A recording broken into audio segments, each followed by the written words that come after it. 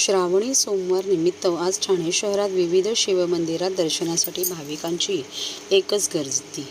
आजपासून श्रावण महिना सुरू झाला असून श्रावणातील पहिला सोमवार निमित्त आज ठाणे शहरात असलेल्या विविध ठिकाणी शिवशंकराच्या मंदिरात भाविक भक्तांनी शंभू शंकराचे दर्शन घेण्यासाठी लांबच लांब रांगा लागल्या होत्या। ठाण्याच्या बाजारपेठेतील प्राचीन अशा कोपिनेश्वर मंदिरातही आज पहाटेपासून भाविक भक्त मोठ्या प्रमाणात दर्शनासाठी येत होते। मंदिरात आज फुलांची वाडी भरवली होती। मंदिर संपूर्ण आकर्षक फुलांनी सजवले होते। यावेळी शिवलिंगावर दुधाने अभिषेक करून आज शिवामूठ तांदूळ होते तर तांदूळ ही अर्पण करण्यात येत होते। बेलपत्रही यावेळी वाहण्यात येत होते। तसेच ठाणे शहरातील विविध राजकीय मंडळींनीही येऊन यावेळी दर्शन घेतले। तसेच माजी खासदार राजन विचारे, माजी नगरसेविका नंदिनी राजन विचारे, आमदार निरंजन डावखरे, माजी नगरसेवक संजय तरे यांनीही श्रावणी सोमवार निमित्त कोपिनेश्वर मंदिरात जाऊन शिवपिंडीचे दर्शन घेतले।